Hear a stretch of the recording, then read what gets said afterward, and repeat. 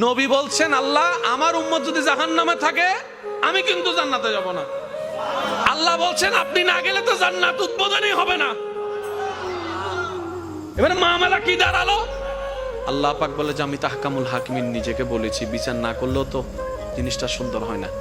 ও নবী একটা কাজ করেন, ওয়ালা সৌফা ইউতিকা রাব্বুকা ফাতারদাত, আমি কাউকে বলি নাই, আপনাকে না বলেছি। আমার সাল্লাল্লাহু আলাইহি রাহমাতাল লিল আলামিন কারো সম্পর্কে নাজিল করি নাই, আপনাকে দিয়েছি। ওয়ালাল আখিরাতু খায়রুল লাকা মিনাল উলা, কাউকে বলি নাই, আপনাকে বলেছি।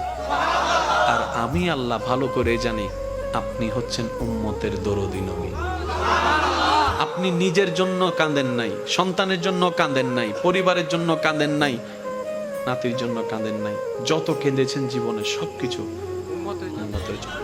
এমনকি হাসরের ময়দানে যখন সর্বপ্রথম আমাদের নবীকে আল্লাহর হুকুমে তোলা হবে, আমাদের নবী উঠেই জিব্রাইল আলাইহিস সালামকে প্রথম প্রশ্ন করবে, ও আমার ভাই জিব্রাইল, আমার উম্মতগুলা কোথায়?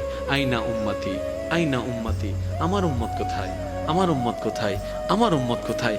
আমি উঠার আগেই নাকি আমার উম্মতকে জাহান্নামে দিয়ে দিয়েছো নাকি? কোনো আমার উম্মত কোনো জাহান্নামে চলে গেছে নাকি? জিব্রাইল বলবে, ইয়া রাসূলুল্লাহ, প্রথমেই আপনাকে তোলা হয়েছে, এখন আর কাউকে তোলা হয় নাই, প্রথমেই আপনি উঠেছেন। আমার নবী বলবে, আমার উম্মতগুলা কোথায়? জিব্রাইল বলবে, ইয়া রাসূলুল্লাহ, এখনো তারা উঠে নাই, উঠবে একটু পরে। নবী দৌড়াই চলে যাবে আল্লাহর রহমতের দরবারের দিকে। সিজদায় যে পড়বে একটাই কথা থাকবে, রব্বি হাবলি উম্মতি।